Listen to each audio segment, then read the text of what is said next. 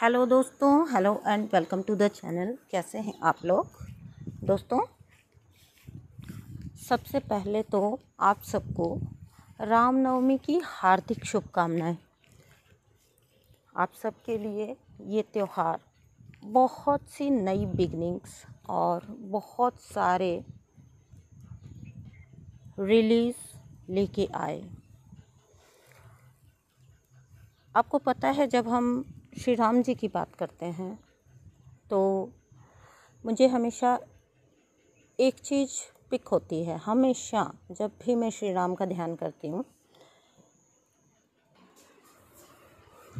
तो मुझे एक ही चीज़ पिक होती है, याद आती है और फील होती है दैट अगर आप किसी चीज़ से, किसी लूप से, किसी रिश्ते से, किसी टॉक्सिसिटी से, टॉक्सिक सिचुएशन से फ्री होना चाहते हैं, रिलीज़ होना चाहते हैं, तो आप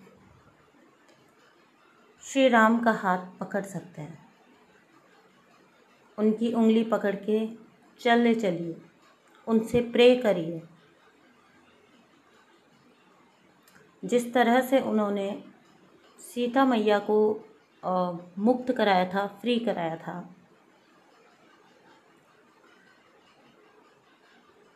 जिस तरह से उन्होंने अन्याय के खिलाफ लड़के न्याय का साथ दिया था, बाली और सुग्रीव वाला इंसिडेंट रिमेंबर,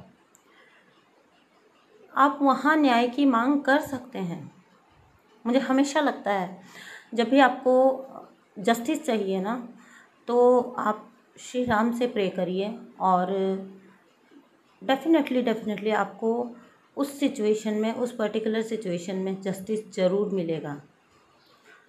तो ये तो थी कुछ बातें, मैं थोड़ा भावुक हो गई थी और आज का टॉपिक भी लगभग इसी से जुड़ा हुआ है। दोस्तों, रिलीज़ का टाइम है, बहुत सारी चीज़ें रिलीज़ हो रही हैं और बहुत सारी चीज़ें पर्ज हो रही हैं। ठीक है, बहुत कुछ पर्ज हो रहा है। ये टाइम जो है वो डिवाइन मैस्कुलिन के लिए है। They are feeling disconnect from their DF, from the connection, everything, और उसकी वजह से उनके अंदर पैदा होने वाली कन्फ्यूज़न। तो डिवाइन मैस्कुलिन के लिए ये टाइम है डिसकनेक्ट एंड कन्फ्यूज़न फील करने का, जबकि दूसरी साइड डीएफ्स के लिए ये टाइम है, यू कैन से पर्जिंग का, रिलीजिंग का एंड डिटैचमेंट का। ठीक है, यू कैन मतलब इसको हाँ डिटैचमेंट कह सकते हैं। अभी के टाइम पे इश्यू सरफेस होंगे डेफिनेटली। जो कुछ बचा रह गया है, जो साइडों में कचरा बचा रह गया है, वो बिल्कुल ये लास्ट क्लीनिंग चल रही है, उसके बाद जो है अच्छे से सफाई हो जाएगी। ठीक है, यू कैन से कि बहुत मतलब लास्ट स्टेजेस पे आ चुकी है आपकी जो भी क्लीनिंग का प्रोसेस है, आपकी जो क्लींजिंग चल रही है सिंस 2020 से। तो ये टाइम जो है अब आ चुका है आपका, कि जो 2019 के एंडिंग में जाके आपका जो एक जर्नी स्टार्ट हुआ था, अधिकतर लोगों का जर्नी तभी से स्टार्ट हुआ है 18-19 एंडिंग। तो अभी ये जो है ये लास्ट स्टेजेस चल रही हैं आपकी क्लेंजिंग की। ठीक है, तो जहाँ पे मैस्कुलिन्स के लिए ये टाइम है डिस्कनेक्ट फील करने का, and because of that they are feeling confused, okay, misguided by their karmics।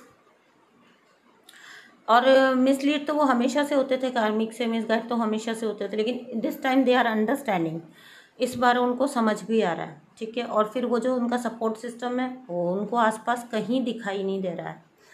तो ये जितनी भी आपको हैवीनेस वाली फीलिंग आ रही होगी इस टाइम पे, मिसिंग वाली फीलिंग आ रही होगी आउट ऑफ नोवेयर, तो ये आपके मैस्कुलिन की एनर्जी है। ठीक है, ये आपकी एनर्जी नहीं है। आपकी जो एनर्जी है वो है दिस टाइम ऑफ सरेंडर।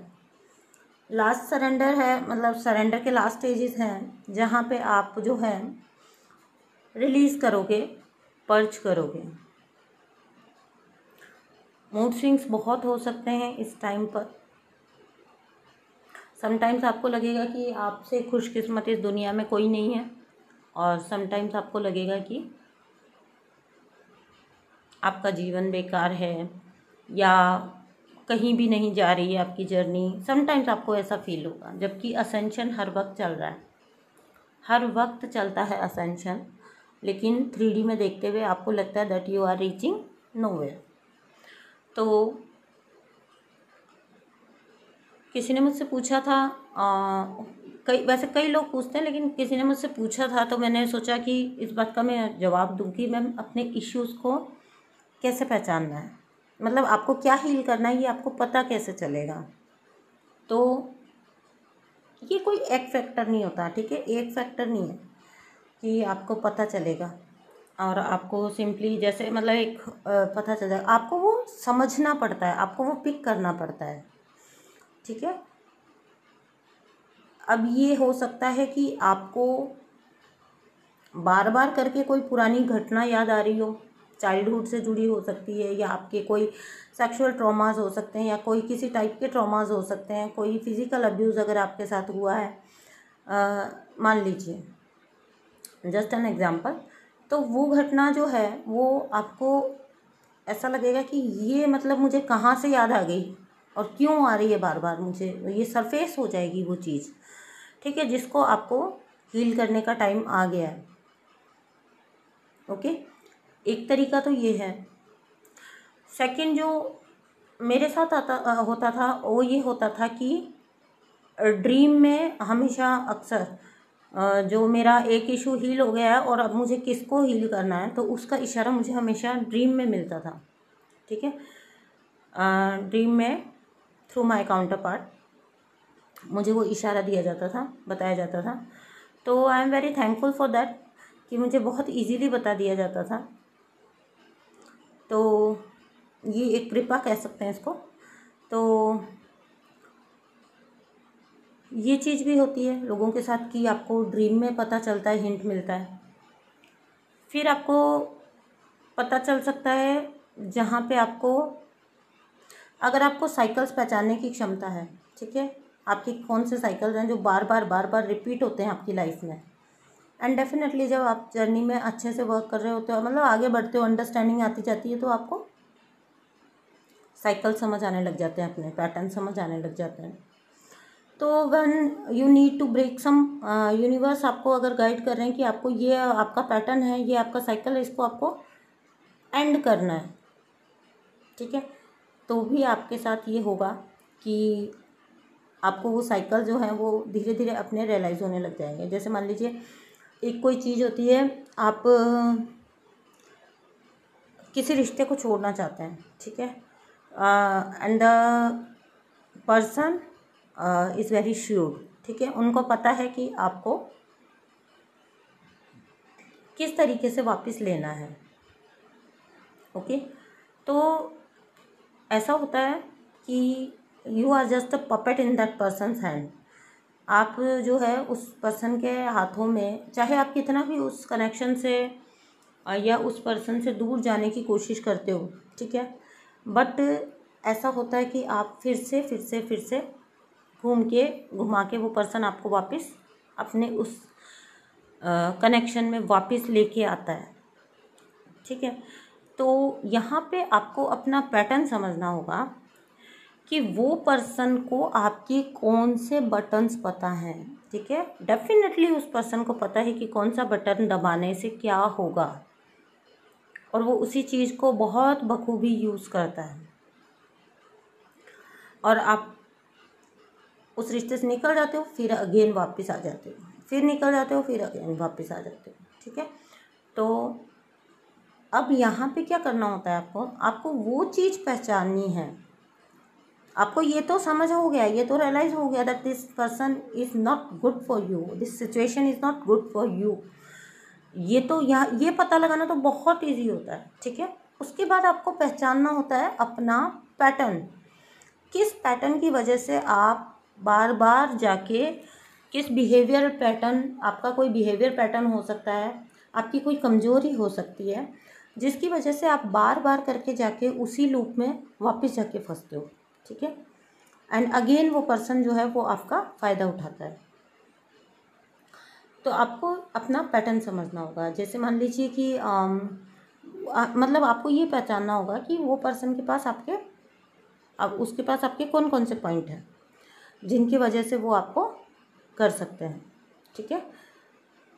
तो आपको उन पैटर्न्स को ब्रेक करना होगा। जो हमेशा यूजुअली जो आपका बिहेवियर रहता है, उस बिहेवियर को आपको ख़त्म करना होगा। उस बिहेवियर के तरीके को आपको ख़त्म करना है और अपने बिहेवियर में नई चीज़ें लेके आनी है। क्योंकि वो पर्सन डेफिनेटली जब कोई एक पर्टिकुलर एक्शन कर रहा है तो वो आपके एक पर्टिकुलर रिएक्शन का इंतज़ार कर रहा है। आपको अपना वही रिएक्शन चेंज करना है, ठीक है। आपको अपना वो जो आपका एक पैटर्न उनको पता है कि आप इस सिचुएशन, अगर आपको ये कहा जाएगा तो आप ऐसा बिहेव करोगे, अगर आपको ये कहा जाएगा तो आप ऐसा रिएक्ट करोगे, या आपके साथ ये किया जाएगा तो आप ऐसा रिएक्ट करोगे। वो पर्सन के पास आपकी कमजोरियाँ हैं, ठीक है। अब आपको यहाँ पे पहचानना है उस चीज़ को और आपको वहीं पे अपने बिहेवियर को मोल्ड करना है, वहीं पे उस पैटर्न को ब्रेक करना है। तो बहुत से लोगों ने मुझसे पूछा था कि मैम साइकिल क्या होते हैं और पैटर्न ब्रेक करना क्या होता है। इट इज़ जस्ट कि आपको अपना तरीका चेंज करना होता है, ठीक है। आपको अपनी उस चीज़ को पहचाननी होती है कि आप किस चीज़ के अंदर फंस के या आपकी कौन सी कमज़ोरी की वजह से आप किसी पर्टिकुलर साइकिल को तोड़ नहीं पा रहे हैं। बस आपने एक बार उसे पहचाना, एक बार के लिए बहुत ज़ोर लगता है कोई भी साइकिल ब्रेक करने में, क्योंकि आपको आदत पड़ चुकी होती है उस तरह से बिहेव करने का। और जब आप उस चीज़ को तोड़ते हो तो डेफिनेटली सामने वाला तो सरप्राइज हो ही जाता है, आपको भी एक बार जोर लगता है, ठीक है, धारा से अलग बहने में। लेकिन एक बार आपने कर लिया तो आपने कर लिया, ठीक है दोस्तों। आई होप मैंने आपको ये चीज़ अच्छे से समझाई। और आज के चैनलिंग में यही था कि कुछ इश्यूज सरफेस हो रहे हैं, होने वाले हैं, ठीक है, और कुछ पैटर्न्स आपको ब्रेक करने पड़ सकते हैं, तो उनको डेफिनेटली ब्रेक करिए, ठीक है। कंफर्ट जोन से निकलिए, जहाँ जहाँ कंफर्ट जोन में फंसे हुए हैं कंफर्ट जोन को छोड़ना सीखिए और अपनी जर्नी को अच्छे से कंप्लीट करिए। Thank you so much for listening to the channelling. Thanks a lot.